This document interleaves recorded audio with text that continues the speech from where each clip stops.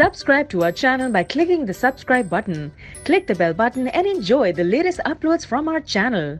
Scott Olsen/Getty Images. The ethical and moral standards inside the White House have dropped so low that even on the way out the door, conservatives are painting the comically corrupt former Environmental Protection Agency Administrator Scott Pruitt as a martyred hero victimized by the hysterical liberal media. I am just so disappointed in the president's failure to support Scott against the angry attacks from the loony left, Republican donor Doug Deason told Politico. Nothing he did amounted to anything big. He was the most effective cabinet member by far. Presidential administrations are large, and it's impossible to build one that's entirely scandal-free. But you can vet people properly, you can drum out malefactors who slip through the cracks, and you can build an institutional culture in which team members are rewarded for exposing impropriety rather than rewarded for covering it up. But inside the Donald Trump White House, grifters, abusers, racists, and harassers still get hired. They lurk around the Oval Office after they've been found out, and even in the rare instance where they're forced out, it's only grudgingly. Bill Shine, for example, came on board last week to run White House communications. He got fired from his last job as president of Fox News for his role in orchestrating a massive, multi-year cover-up of widespread sexual harassment and sexual assault of employees. The White House didn't note this in the press release. His wife, Darla, meanwhile, has a habit of tweeting inaccurate anti-vaccination memes and a ton of racist stuff, but leading conservative commentators take the view that, since they are nice to their friends, quoting her accurately amounts to a liberal smear campaign. The White House's new communications chief, Bill Shine, is staying silent about his wife's shocking history of racist tweets, anti-vaccine conspiracy theories, etc. No comment from the WH this weekend. https://t.co/GLFH7A, Brian Stelter at Brian Stelter. July 8, 2018. Then there's White House Staff Secretary Rob Porter, who was eventually forced out once it came to light that he'd beaten up a couple of his wives, but the White House could never quite get its story straight on exactly what happened, seemingly because Chief of Staff John Kelly had known the facts and tried to cover them up.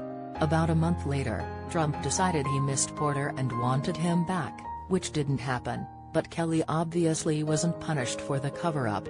Jim Jordan, a leading House conservative, stands accused by a half-dozen former Ohio State University wrestlers of turning a blind eye to routine sexual abuse of young athletes.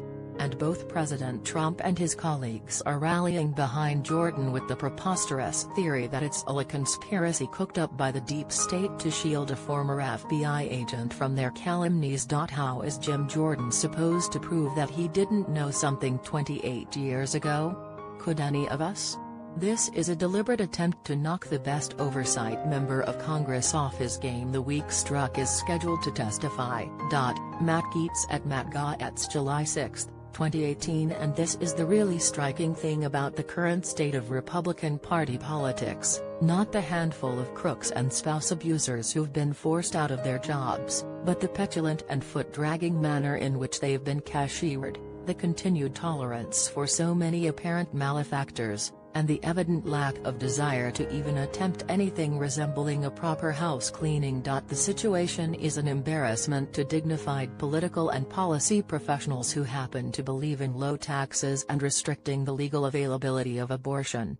And it's obviously a drag on the Republican Party's approval ratings, which remain dismal for a party presiding over peace and prosperity. But nothing can realistically be done about it because there's no way to hold your team to any kind of normal standard of conduct when Donald Trump is captain of the ship. According to his accusers, Trump is personally guilty of all these misdeeds and more.